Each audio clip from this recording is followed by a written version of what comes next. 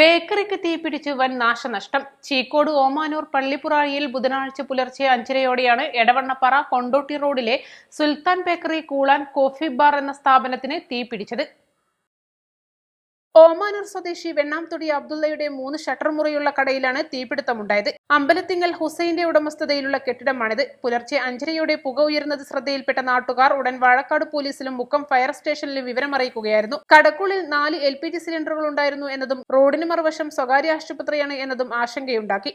എന്നാൽ മുക്കം അഗ്നിരക്ഷാസേന സംയോജിത ഇടപെടലിലൂടെ സിലിണ്ടറുകൾ സുരക്ഷിതമായി പുറത്തെത്തിച്ചു. തുടർന്ന് 1 മണിക്കൂറോളം പണിപ്പെട്ടാണ് വാഴക്കാട് പോലീസിന്റെയും TDRF ട്രോമ കെയർ വളണ്ടിയർമാരുടെയും നാട്ടുകാരുടെയും സഹായത്തോടെ പൂർണ്ണമായും തീ അണച്ചത്. സമീപ കടകളിലേക്ക് തീ പടരാതെ തടയാനായതും ഗ്യാസ് സിലിണ്ടറുകൾ സുരക്ഷിതമായി പുറത്തെത്തിച്ചതിനാലും വൻ ദുരന്തമാണ് ഒഴിവായത്. Station officer M. അബ്ദുൽ ഗഫൂറിന്റെ നേതൃത്വത്തിൽ മുക്കം അഗ്നിരക്ഷാസേനയുടെ 3 യൂണിറ്റ് പ്രവർത്തിച്ചാണ് തീ പൂർണ്ണമായും അണച്ചത്. 15 ലക്ഷം രൂപയുടെ നഷ്ടമുണ്ടെന്നാണ് പ്രാഥമിക വിലയിരുത്തൽ. Assistant station officer grade P. Abdul Shukoor, senior fire officer N. Rajesh, സേനാംഗങ്ങളായ PT. Aneesh, Saneesh P. Cherian, M. Sujith, AS. Pradeep, KM. ജിഗേഷ്, KP. Nijas, GR. Ajesh, N. Shineesh, MK. Ajin, Kiran Narayanan, B. Aswin, MB. Arun, PS. Mithun, Sharon Babu എന്നിവരുടെയും TDRF chief coordinator Umarali Shiyab, trauma care volunteer Hameed Omanoor തുടങ്ങിയവരുടെയും നേതൃത്വത്തിലാണ് തീ അണച്ചത്.